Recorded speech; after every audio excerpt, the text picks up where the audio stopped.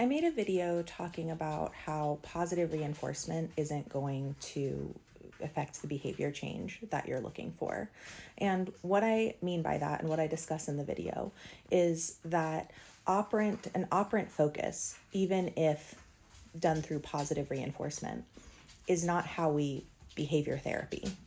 And for context, I have my bachelor's degree in psychology and I'm a certified dog behavior consultant, a CDBC, and I own Best Life Dog Services, where I specialize in aggressive behavior and nervous system dysregulation.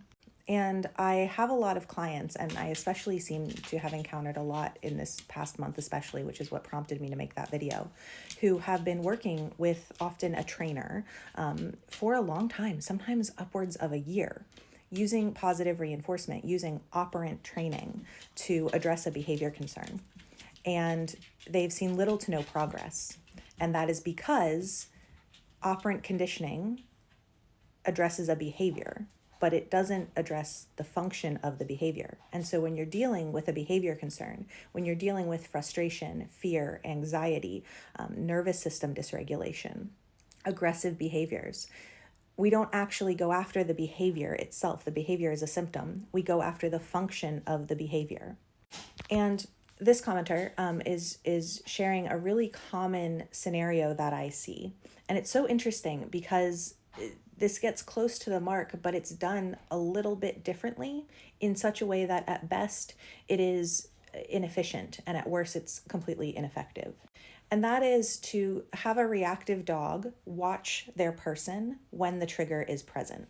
And so they teach the dog that, they cue the behavior, watch me, look at me, when the trigger is present. The dog then attends to the person and gets the treat. And there are a few reasons why this is not a great approach. The first is that anytime I'm asking my dog to engage in a behavior around their trigger, I am messing up my data. Because behavior and body language are two of the main ways that I tell how my dog is feeling and what their arousal levels are. And if I mess up that data, whether it's through suppressive behaviors like prong collars and e-collars, or it's through cueing behaviors through positive reinforcement, I'm messing up my data, and it's going to make it harder for me to tell how my dog is feeling. I'm also reducing their agency in a state where we really need to be focused on enhancing the dog's agency. So whether that's by asking them to put their entire body in a sit and stay and not move, or it's asking them to look at me, look away from that thing that is scary, and look at me instead. Don't gather information about that thing. I'm now asking my dog to put a lot of energy into something that really isn't that important. I need my dog to be able to put energy into learning that they're safe, gathering information, engaging in coping behaviors, and engaging with the environment, not looking at me. And I think the idea here is that we're doing some sort of classical conditioning. The idea comes from the idea that we see the trigger and a treat happens. We see a trigger and the treat happens. And that's classical conditioning. And that's one part of what we do in behavior therapy, one of many, many parts. But you water down and make weaker, make less effective that strategy when you insert the requirement of a behavior.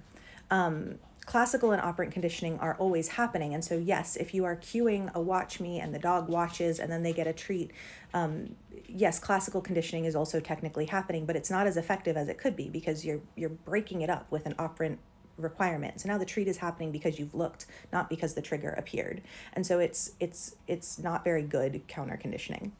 Now, interestingly, I might do an exercise that looks very similar, but this is why we talk about counter conditioning and desensitization and everything else that goes into behavior therapy as being both an art and a science. Because what I'm about to explain might sound on the surface really similar, but there are some small differences that make a huge difference.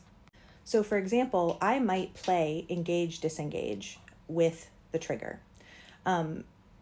But in engage, disengage, and that's where level 1, the dog looks at the trigger and I mark. The marker, though, is different than a cue. The marker says a treat is coming, and I've conditioned that marker by association with that treat to be a positive thing. So when my dog is looking at the trigger, I pair that looking at the trigger, perceiving the trigger, with something positive, that marker word. And the marker word doesn't say, look at me. It says a treat is coming, and leaves the option of what to do about that up to the dog. And if the dog can't disengage, if they're not processing the sound of my marker, if there's a delayed processing, if their digestive system is going offline, if they are more worried about the trigger than about the food, that's great data for me. That tells me we need to get out of there. And I can encourage them to engage in a flight behavior. And that's going to be reinforcing. That moving away is going to be reinforcing because it brings internal relief. And it also helps me keep my setup as effective as it can be, because based on that data and other data points, I'm ensuring that my dog is in a learning brain and at a level of stress hormones that allows them to be curious. And I want them to be curious. I want them to observe the trigger and realize that they're safe, not just avoid the trigger. Avoiding is gorgeous, but it's happening higher on the stress scale. It's not happening in green, it's happening in yellow. I want curiosity. And there's room for conversations around, like, are you looking for positivity or are you looking for neutrality? That's not what I'm talking about. What I'm talking about is that curiosity is the opposite of fear. And so I need my dog to at least feel safe enough to gather information to determine that they're safe. And so it's so interesting because I might have a client come to me and they've been doing like watch me type work to no avail. And we just make that tiny little switch and we play engage, disengage instead. And while the end result still might be the dog checking in when they see the trigger, what's happening behind the scenes is different.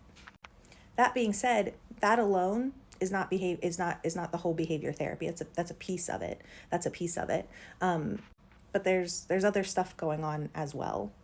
But I wanted to highlight this particular scenario because it's a really common one that I see, and I think that's where it's coming from, is that people think that they're doing classical conditioning. And yes, classical conditioning is always happening, but with a really operant focus, and that operant focus is going to slow things down at best, and it's going to completely derail the process at worst.